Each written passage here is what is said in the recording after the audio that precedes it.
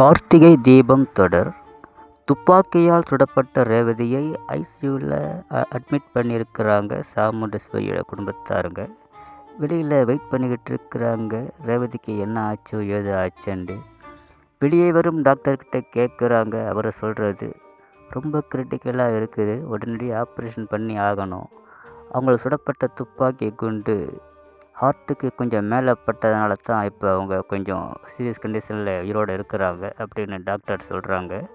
உடனடியாக ஆப்ரேஷன் பண்ணணும்னு சொல்கிறாங்க. எவ்வளோ செலவானாலும் பரவாயில்ல, உடனே ஆப்ரேஷன் பண்ணுங்கன்னு சொல்கிறாங்க சாமுண்டீஸ்வரி.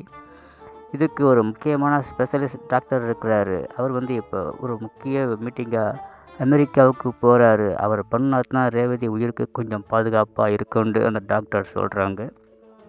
வேறு யாராவது நல்ல டாக்டர் அரேஞ்ச் பண்ணி ஆப்ரேஷன் பண்ணலாமேன்னு கேட்குறாங்க. அது அவ்வளோ சேஃப்டியாக இருக்காது.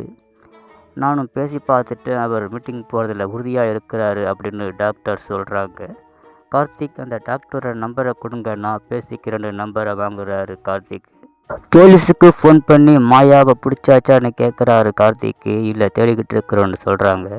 இங்கே அசால்ட்டாக இருந்ததுனால தான் இப்படி ஆயிடுச்சுன்னு கார்த்திக் சொல்கிறாரு. நாங்கள் ரொம்ப வருத்தப்படுறோம் உங்கள் மனைவிக்கு எப்படி ஆயிடுச்சுன்னு அப்படின்னு போலீஸ்காரரும் சொல்கிறாரு. இந்த மாயாவை பிடிச்சே ஆகணும், மாயாவில் டிபார்ட்மெண்ட்டுக்கே கெட்ட பேருன்னு போலீஸ்காரர் மற்ற போலீஸ்காரங்கிட்ட சொல்லி எப்படியாவது பிடிக்கிறேன்னு கிளம்புறாங்க. கோயிலில் சாமி கும்பிடும் பரமேஸ்வரி கிட்ட ஒருத்தவங்க சொல்கிறாங்க ரேவதி ஹாஸ்பிட்டலில் அட்மிட் ஆகிக்கிறத. கேள்விப்பட்டு வர்ற பரமேஸ்வரியை அவமானப்படுத்துகிறாங்க சந்திரகலா. வீட்டில் உள்ள எல்லாரும் அதுக்கான நேரம் இது கிடையாது, பேசாமல் சும்மா இருங்க சித்தி, பாட்டி பார்த்துட்டு போத்துண்டு சரமேஸ்வரிய மகள்கள்லாம் சொல்கிறாங்க. பொறுமை இழந்த சாமுண்டீஸ்வரி இப்போவே மாயாவை போய் நான் சுட்டுட்டு வரேன்னு கிளம்புறாங்க. கார்த்திக் சாமுண்டீஸ்வரியை தடுத்து நிப்பாட்டுறாரு.